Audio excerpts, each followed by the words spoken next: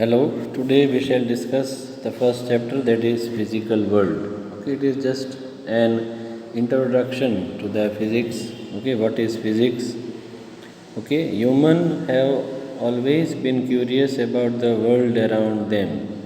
Okay, and observing the different things around them and having different questions. Okay, the word science originates from the Latin word scientia, meaning to know.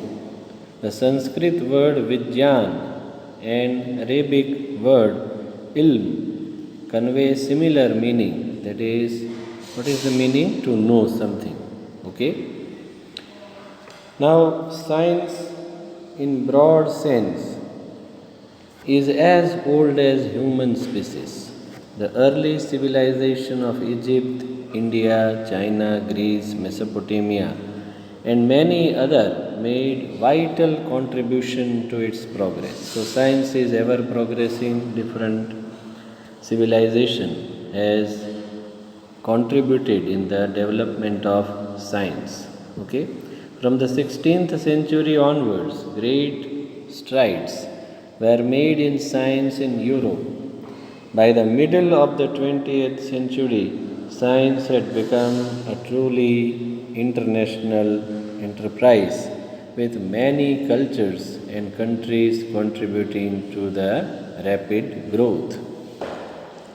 What is science and what is the so called scientific method? Science is a systematic attempt to understand natural phenomena in as much detail and depth as possible and use the knowledge so organized or gained to predict, modify, and control phenomena.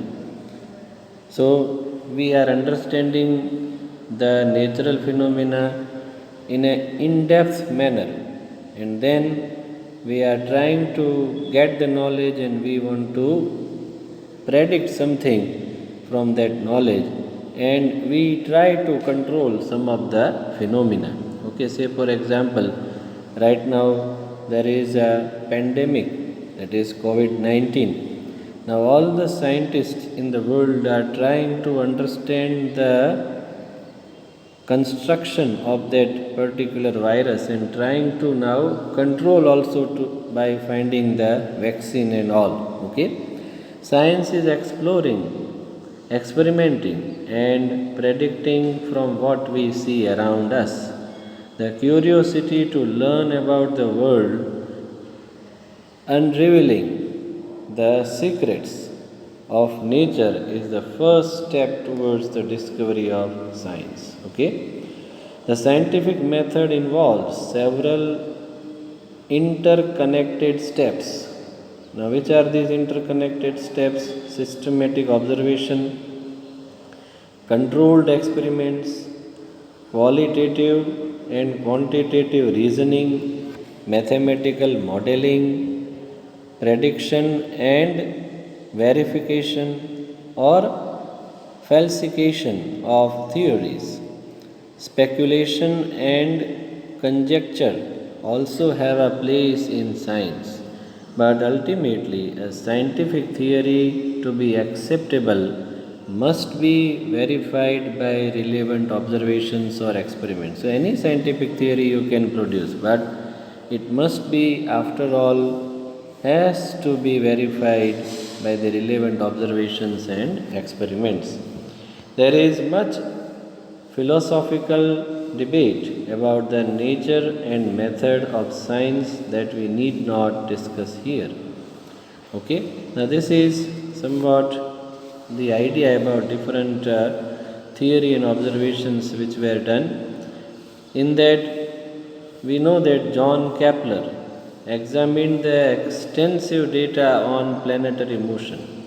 Earlier, there was a theory, or people were knowing, or people were believing rather, that the sun is moving around the earth. Okay, but this John Kepler, Galileo, and other scientists examined the data of planetary motion. Okay, collected by Tycho Brahe.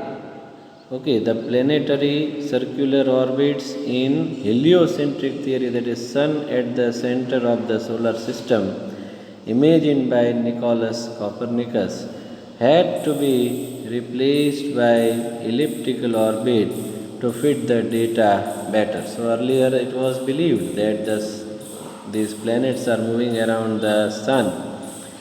Okay, first of all, it was believed that the sun is moving around the earth. Then,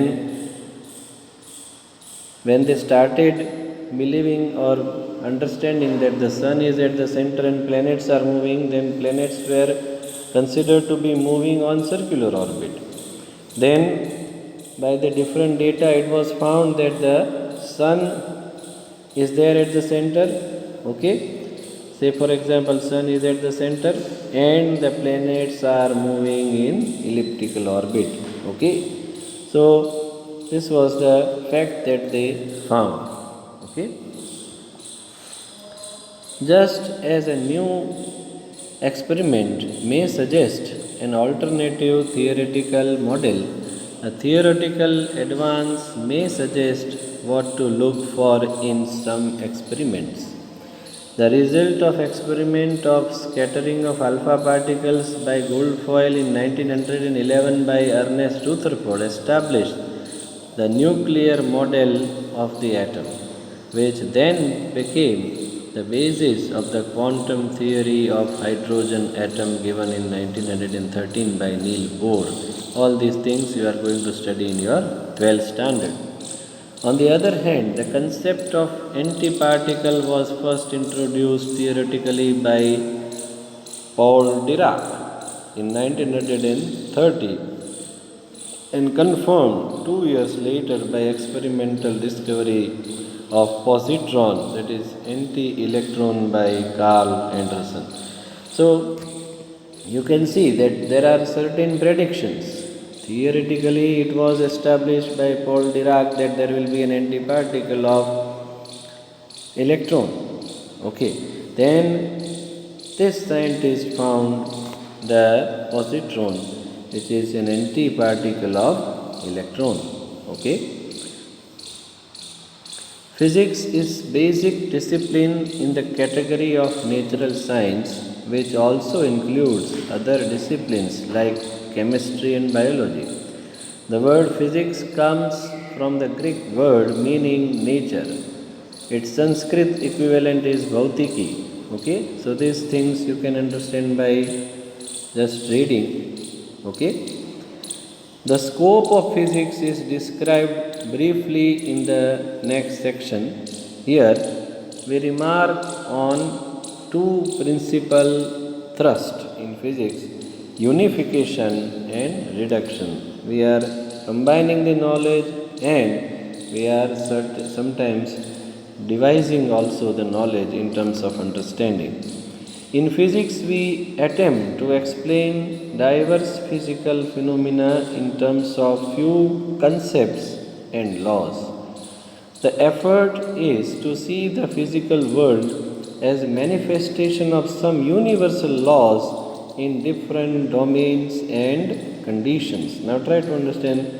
There are certain basic laws and these laws are very few. And by using these basic laws, the universe is made up of or it is governed by these universal laws. Okay? Basic laws are very few. Everything depends on these basic laws only. Okay? For example, same law of gravitation given by Newton described the fall of an apple to the ground, the motion of the moon around the earth, and the motion of planets around the sun. So all these things, three things, okay, they can be understood with the help of one law. Similarly, the basic laws of electromagnetism, that is Maxwell's equation, you are going to study in 12th standard, govern all electric and magnetic phenomena. So there are basic few laws. By using those, we can generalize different things, or different things can be understood with the help of those basic laws. Okay, the related effort is to derive the properties of bigger more complex system from the properties and interaction of the constituent simple parts. This approach is called the reductionism. Okay, this is called the reductionism. That is, to try to understand a very big thing or a more complex system from properties and interaction of the constituent simple part. So you are having a very big system, but you are understanding it part by part. Okay, this is the approach which is called the reductionism and is the heart of physics. You just divide the whole theory in different parts. Try to understand each and every part one by one. When you are understanding any theory or when you are learning also any question, you divide that whole question in 3-4 parts and try to understand these theories part by part and learn. Then you will be able to understand it properly and thoroughly grasp it. Okay. For example, the subject of thermodynamics that you are going to study in future, developed in the 19th century, deals with the bulk system in terms of macroscopic quantities. Now, bulk system is a large system which has macroscopic quantities such as temperature, internal energy, entropy, etc. Subsequently, the subject of kinetic theory and statistical mechanics interpreted these quantities in terms of the properties of the molecular constituents of the bulk system. So, whole bulk system is understood with the help of a smaller, in terms of smaller quantities, okay, which is explained with the help of the statistical mechanics. Okay. Now, scope and excitement of physics. Okay, where do we use this subject? We can get some idea of the scope of physics by looking at its various subdisciplines. Basically, there are two domains of interest, that is macroscopic and microscopic. The macroscopic domain includes phenomena at the laboratory, terrestrial and astronomical scales. The microscopic domain include atomic, molecular and nuclear phenomena. So macroscopic is a large system. When we talk about any macroscopic system, then it is a large system. Okay, and microscopic means a small system. Classical physics deals mainly with macroscopic phenomena that you are going to study in the third chapter, which includes subjects like mechanics, electrodynamics, optics, thermodynamics, etc. Okay, mechanics founded by Newton's law of motion and the law of gravitation is the concern, or it is the main thing with the motion of particle, rigid body and other of general system of particle is including that. Okay. Then we are dealing with electrodynamics that we are going to study in 12th standard, electric and magnetic phenomena. Okay. Ampere's law, Faraday's law. Okay. Then Coulomb's law. Everything we are going to study in your 12th standard. Okay. Optics deals with the phenomena involving light. You must have studied this thing in your 10th standard. Okay. The working of telescope, microscope, colors exhibited by thin films. Okay. All these topics are included in optics. Thermodynamics is mainly concerned with the efficiency of engine, or it, in contrast to mechanics, does not deal with the motion of the body as a whole. Okay, here our understanding in thermodynamics is to increase the efficiency of the engine, and macroscopic, what you call it, different parameters are understood with the help of microscopic scale or microscopic explanation. The microscopic domain of physics deals with the constitution and structure of matter at the minute scale of atom and nuclei and their interaction with different probes, such as electrons, photons, and other elementary particles. This also you are going to study in different chapters in your 12th standard, that microscopic particles, how they are arranged in the molecule, how they are arranged in the atom, okay, what is their interaction.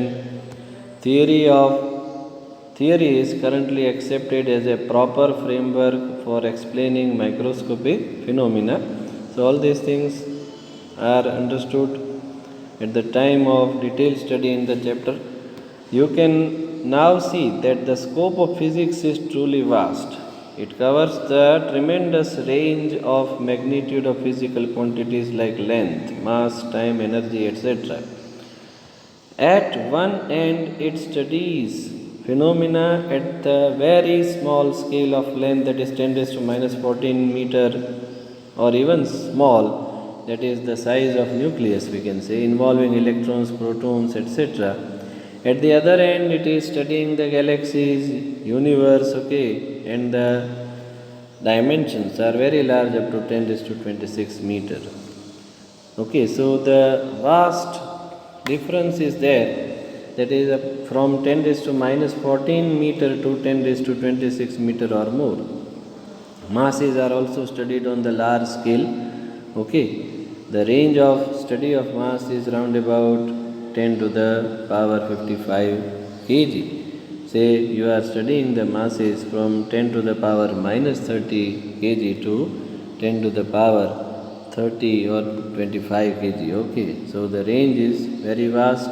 Okay, physics is exciting in many ways. Some people, the excitement comes from the elegance and universality of its basic theories, from the fact that a few basic concepts and laws can explain phenomena covering a large range of magnitude of physical quantities. So very few laws are there, basic laws, but giving a large or vast explanation of almost everything in the universe.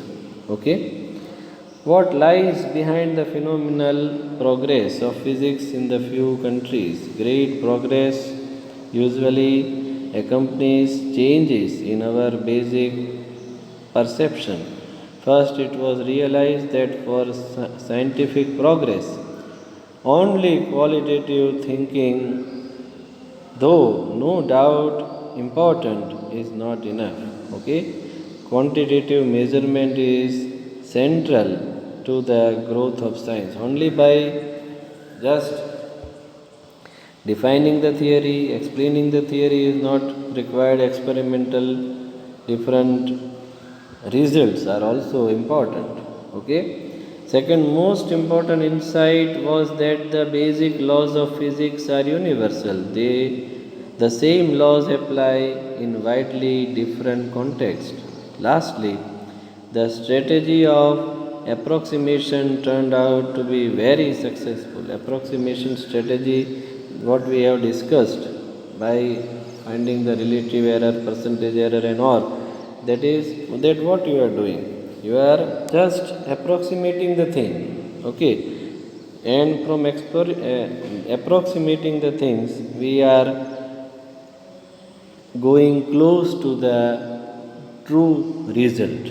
Okay, a good strategy is to focus first on the essential features, discover the basic principles, and then introduce corrections to build a more refined theory of the phenomena.